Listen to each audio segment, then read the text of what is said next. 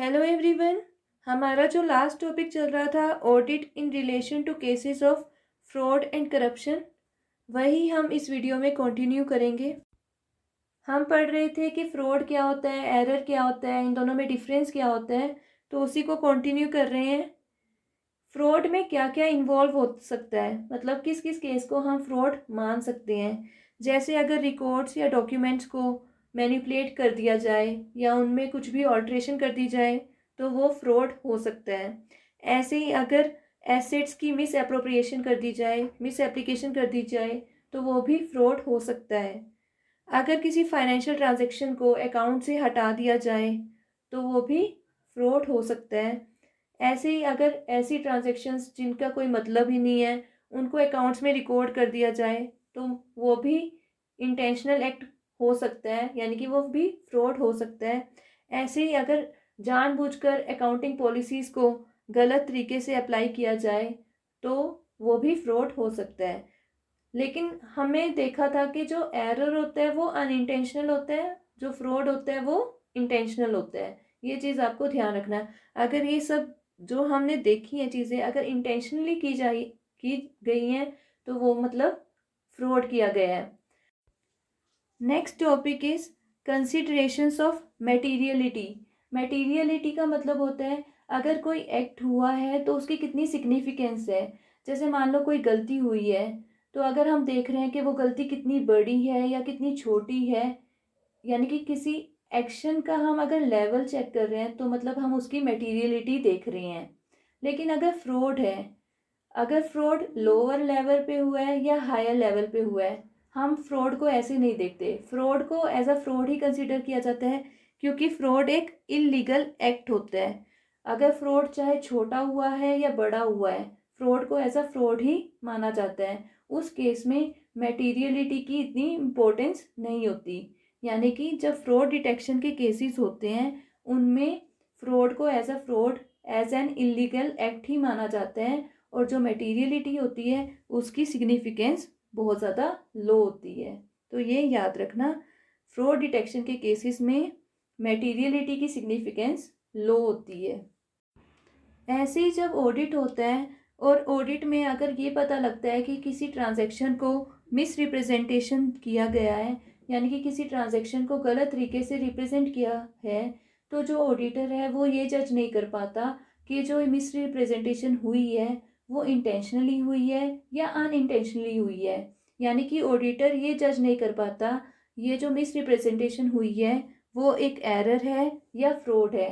इसीलिए हमने पहले भी पढ़ा था, ऑडिटर स्ट्रेट अवे ये जजमेंट नहीं दे सकता कि फ्रॉड हुआ है। वो सिर्फ अपनी रिपोर्ट में ये बोल सकता है कि उसे शंका है कि फ्रॉड हुआ है, इसलिए फर्दर स्क्रूटनी की जाए या फर्दर एग्जामिनेशन किया जाए। तो ये आप याद रखना, जब भी फ्रॉड का केस होता है तो ऑडिटर डायरेक्टली ये जजमेंट नहीं देता कि फ्रॉड हुआ है। वो सिर्फ सस्पेक्टेड फ्रॉड के बारे में अपनी रिपोर्ट में लिखता है और सजेशंस देता है कि फर्दर स्क्रूटनी की जाए, फर्दर एग्जामिनेशन किया जाए। Next topic is corruption. Corruption क्या होता है? अगर कोई पर्सनल गेन के लिए अपनी पावर का गलत तरीके से यूज़ करे तो उसे बोलते हैं करप्शन। करप्शन में क्या क्या होता है? करप्शन में एटलीस्ट 2 पार्टीज होनी चाहिए। करप्शन होने के लिए 2 पार्टीज का होना ज़रूरी है। एक पार्टी वो जो रिवार्ड ऑफर करेगी और एक पार्टी ऐसी जो रिवार्ड को लेगी। यानी कि एक बंदा ब्राइब देगा और एक बंदा एक्सेप्ट करेगा। यानी कि 2 पार्टीज इन्वॉल्व होती है करप्शन में। और इसमें क्या होता है, जो अथॉरिटी होती है वो अपनी पोजीशन का मिसयूज़ करते हैं पर्सनल गेन के लिए। हमने देखा करप्शन में क्या हो रहा है, ब्राइब दी जा रही है या ली जा रही है। तो इसमें क्या होता है, आइदर एन ऑफर होता है या फिर एक्सेप्टेंस ऑफ इंड्यूसमेंट होता है। या तो ब्राइब ली जाती है या दी जाती है। और जो ये रिवार्ड, जिसे हम ब्राइब बोल रहे हैं या रिवार्ड बोल रहे हैं, ये किस लिए दी जाती है, ली जाती है? कोई काम करवाने के लिए। यानी कि it is an attempt to solicit an inducement और reward as benefit for performance. कोई काम करने के लिए अगर ब्राइब ली या दी जाती है तो उसे हम करप्शन कहते हैं। अगर पब्लिक प्रॉपर्टी को डिसऑनेस्टली मिस अप्रोप्रिएट कर लिया जाए, अगर पब्लिक प्रॉपर्टी पे कब्जा कर लिया जाए गलत तरीके से तो उसे भी करप्शन कहा जाता है। ऐसे ही एन अटेम्प्ट टू कैमोफ्लेज, ये भी करप्शन होता है। ब्रीच ऑफ ट्रस्ट को भी हम करप्शन ही कहते हैं। तो ये सब पॉइंट्स आपको पता होने चाहिए। अब कुछ इंपॉर्टेंट पॉइंट्स देख लेते हैं। जैसे जो करप्शन और फ्रॉड होता है, they are interlinked, they are not mutually exclusive. ये याद रखना, जो करप्शन और फ्रॉड होता है they are interlinked, they are not mutually exclusive. बल्कि हम कह सकते हैं जो करप्शन है वो एक स्पेशल टाइप ऑफ फ्रॉड है, यानी कि जो करप्शन है वो फ्रॉड का ही एक टाइप है। लेकिन हम सभी फ्रॉड्स को करप्शन कंसीडर नहीं कर सकते।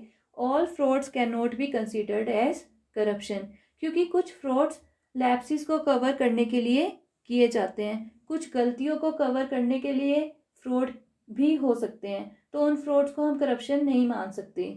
तो इसलिए आप याद रखना, all frauds can not be considered as corruption, but corruption is a type of fraud.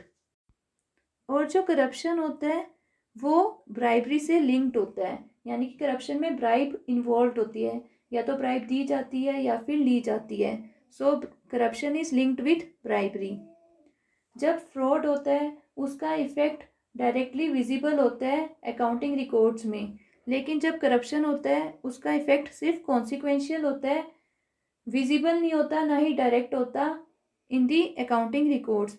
जैसे एग्जाम्पल के लिए, अगर किसी सप्लायर को बेनिफिट देने के लिए मटेरियल की क्वालिटी को कॉम्प्रोमाइज़ कर दिया जाए सप्लाई ऑर्डर में, तो उस केस में क्या हो रहा है, अकाउंटिंग रिकॉर्ड्स में तो इसका इफेक्ट नहीं दिख रहा, लेकिन फ्रॉड तो हो रहा है ना, करप्शन हो रहा है, तो इसलिए इसे हम करप्शन कहेंगे। जब फ्रॉड होता है तो तब ऑडिटी को लॉस हो सकता है, लेकिन करप्शन में लॉस हो भी सकता है, नहीं भी हो सकता। जो फ्रॉड है और करप्शन है दोनों ही इलीगल होते हैं, और इनमें दोनों में ही ब्रीच ऑफ ट्रस्ट होता है और विदाउट प्रॉपर अथॉरिटी किए जाते हैं, यानी कि ये इलीगल होते हैं। Next topic is IT fraud, मतलब कि इंफॉर्मेशन टेक्नोलॉजी फ्रॉड। जब कंप्यूटर या कंप्यूटर डाटा को मैनिपुलेट करके कोई एडवांटेज लिया जाए in the form of money, property या अदर वैल्यू, तो उसे हम आईटी फ्रॉड कहते हैं। या फिर कोई लॉस करने के लिए, जैसे डाटा को डैमेज करने के लिए अगर कंप्यूटर सिस्टम का यूज़ किया जाए तो उसे भी हम क्या कहते हैं, IT fraud. IT fraud is committed by, IT fraud को कौन कमिट कर सकता है, इनसाइडर्स भी कर सकते हैं, आउटसाइडर्स भी कर सकते हैं, या फिर वेंडर्स, कॉम्पिटिटर्स, ये सब आईटी फ्रॉड कर सकते हैं। आईटी फ्रॉड में होता क्या है, इनपुट या जो आउटपुट होता है या जो थ्रूपुट होता है कंप्यूटर सिस्टम का, उसकी मैनिपुलेशन होती है आईटी फ्रॉड में। या फिर कंप्यूटर सिस्टम को हैक कर लिया जाता है डाटा को डैमेज करने के लिए, तो उसे भी हम आईटी फ्रॉड कहते हैं। अब आईटी फ्रॉड की प्रिवेंशन के लिए क्या होता है, आईटी फ्रॉड को प्रिवेंट करने के लिए एक्सेस कंट्रोल्स को सेटअप किया जाता है। दो टाइप के एक्सेस कंट्रोल्स होते हैं, एक होता है फिजिकल कंट्रोल, एक होता है लॉजिकल कंट्रोल। इनसे हम आईटी फ्रॉड्स को प्रिवेंट कर सकते हैं। फिजिकल कंट्रोल में क्या होता है, कंप्यूटर को अनऑथराइज्ड एक्सेस से बचाया जाता है, यानी कि किसी भी कंप्यूटर सिस्टम में अनऑथराइज्ड यूज़र एक्सेस ना कर सके, उसके लिए हम फिजिकल कंट्रोल लगाते हैं। और जो लॉजिकल कंट्रोल होता है वो क्या करता है, जो सॉफ्टवेयर है कंप्यूटर सिस्टम में या जो डाटा है उसे कोई अनऑथराइज्ड यूज़र यूज़ ना कर सके, मैनिपुलेट ना कर सके, उसके लिए लॉजिकल कंट्रोल होते हैं। यानी कि जो फिजिकल कंट्रोल है वो प्रिवेंट करता है unauthorised access to the computer system, और जो लॉजिकल कंट्रोल है वो अनऑथराइज्ड एक्सेस प्रिवेंट करता है to the data and software, ताकि उस डाटा या सॉफ्टवेयर की मैनिपुलेशन ना हो सके, मिसयूज़ ना हो सके। और जो ऑडिटर्स होते हैं उनके लिए इम्पोर्टेंट होता है कि वो आईटी फ्रॉड्स के लिए इफ़ेक्टिव टूल यूज़ करें, जैसे कि ACL, आइडिया, ये सॉफ्टवेयर्स होते हैं for data inquiry, analysis and reporting. तो ये सॉफ्टवेयर्स का आप नाम याद रखना जो ऑडिटर्स यूज़ करते हैं। और जो ऑडिटर्स होते हैं उनके लिए इम्पोर्टेंट होता है कि वो आईटी ऑडिट मैनुअल को फॉलो करें और जो कैग की एमएसओ ऑडिट है उसे भी उन्हें फॉलो करना होता है टू डिटेक्ट फ्रॉड्स। आज के लिए इतना ही था, बाकी हम नेक्स्ट वीडियोज़ में कवर करेंगे। Thank you.